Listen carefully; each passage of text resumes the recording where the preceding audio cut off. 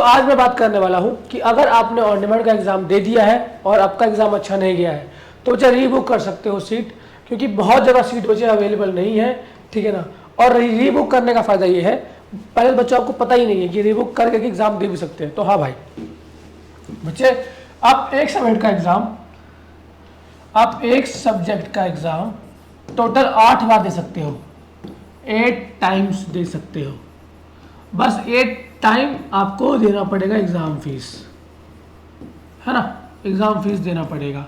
तो समझाना बच्चा मैं ये चाह रहा हूँ कि अगर आप ऑन डिमांड का एग्जाम दे चुके हो और आपका अच्छा नहीं गया है, सही नहीं गया है, अगर सही नहीं गया है, ठीक है ना, तो उस केस में बच्चे आप री एग्ज़ाम दे सकते हो, ठीक है, री एग्ज़ाम दे सकते हो और एग्ज़ाम दे करके फिर से पास कर सकते हो, ठीक है। तो बच्चा बोलेगा सर डाउट रहता है कि जो एग्ज़ाम देंगे उसमें मार्क्स कौन सा लगेगा।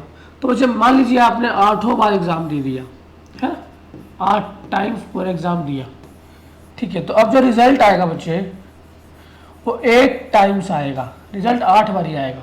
पहले फर्स्ट ब्लॉक का, फिर सेकंड ब्लॉक का, फिर थर्ड ब्लॉक का, फिर फोर्थ, ऐसे करके 8 ब्लॉक का, ठीक है। 8 एग्जाम क्यों दे सकते हैं, क्योंकि मुझे जून से लेकर के सितंबर तक, सितंबर 30 तक एग्जाम होने वाला है। तो 2 जून से स्टार्ट हुआ है और 30 सितंबर तक एग्जाम चलने वाला है। तो टोटल बच्चे 4 ब्लॉक आते हैं इसके अंदर, टोटल 4 महीने आते हैं और 8 ब्लॉक आता है। और 8 ब्लॉक के अंदर बच्चे आप 8 बार एग्जाम दे सकते हैं, एक सब्जेक्ट का एक बारी में, एक ब्लॉक में एक बार एग्जाम दे सकते हो आप, ठीक है। तो 8 ब्लॉक में 8 बार दे सकते हो, हर 15 दिन के अंतराल में एक दोबारा एग्जाम दे सकते हो उसी सब्जेक्ट का, लेकिन आपको फिर एग्जाम फीस देना पड़ेगा दोबारा।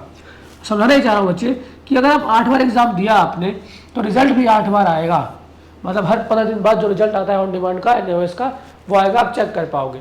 और हर बार रिजल्ट में जो आएगा, अब जो फाइनल रिजल्ट जो आपका रहेगा, फाइनल 8 का जो फाइनल, तो उसका रहेगा बेस्ट ऑफ ऑल रिजल्ट, मतलब आपके मार्कशीट पर best of all result show करेगा। मतलब 8 बार में जो भी एग्जाम आपने दिया वो सबसे जो अच्छे मार्क्स होंगे वो रिजल्ट ही शो करेगा। तो बच्चे इसमें फ़ायदा ये है कि आपका टाइम बचेगा, ठीक है, टाइम बचेगा। अगर आप पहली बार एग्जाम देते हो पास हो जाओगे तो टाइम बचेगा, और बच्चे आप टाइम बचने का मतलब है कि साल बच जाएगा।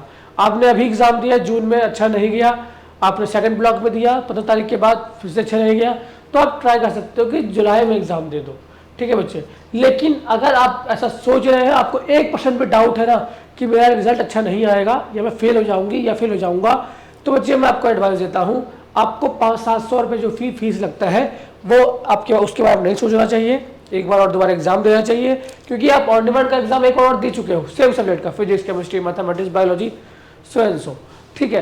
तो उसको एग्जाम दोबारा देकर के बच्चे अपनी प्रॉब्लम को सॉल्व कर सकते हो, और इवन रिस्क नहीं लेना है आपको, क्योंकि रिस्क से बच जाओगे। फिर मान लीजिए आप रिजल्ट थोड़ा आपको डाउट लग रहा है, आपने एग्जाम दिया लेकिन आपको ऐसा लग रहा है कि रिजल्ट में कुछ दिक्कत आ सकता है, और जब रिजल्ट आएगा बच्चे और सच में दिक्कत आया है, मतलब SYC पे लिख के आया, मतलब फेल आया, तो आपके पास फिर मौका नहीं रहेगा, फिर आपका मौका जनवरी में आएगा, मतलब साल खराब हो जाएगा।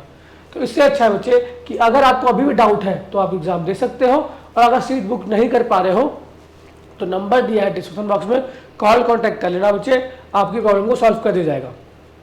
बहुत से बच्चे ऐसे हैं जो लॉगिन ही नहीं कर पा रहे हैं, क्योंकि वहाँ पे अब एनरोलमेंट नंबर का ऑप्शन नहीं आ रहा है। तो बच्चे जिससे भी आपने एडमिशन कराया है उसने आपका ईमेल आईडी नहीं डाला, तो ईमेल आईडी नहीं डाला तो आपसे उसने लिया 12,000, 15,000, 20,000, तो आपसे वो छिपाना चाहता था कि आपसे कितना फीस उसको एक्चुअली में देना है, तो उसने आपका ईमेल आईडी नहीं डाला, उसने डाला टेम्परेरी ईमेल आईडी, ठीक है ना, स्कैम करना चाहा। तो उस केस में बच्चे आपके पास रेफरेंस नंबर नहीं है, तो अब क्या लॉगिन होगा बच्चे, तो अभी आपको मुझसे कांटेक्ट करना पड़ेगा। अगर आपको ऐसी दिक्कत आ रही है, लॉगिन करने में दिक्कत आ रही है, और बच्चे आपको 100% गारंटी पास होना है, तभी कांटेक्ट कर लेना, गारंटी के साथ बच्चे पास करा दूंगा। बाकी बच्चे वीडियो में इतना था, और आई होप आपको बात समझ में आ गया है। अगर री एग्जाम देना है, देयर आर लिमिटेड सीट, बहुत लिमिटेड सीट अवेलेबल है, बहुत कम सीट अवेलेबल है बच्चों, तो ध्यान से सोच लो, समझ लो, ठीक है ना। लेकिन अगर 1% भी डाउट है, 99% लगा है पास हो जाऊंगा, 1% भी डाउट है कि नहीं सर मुझे लगता है कि मैं थोड़ा दिक्कत आ सकता है, तो री एग्जाम दो, दोबारा एग्जाम दो।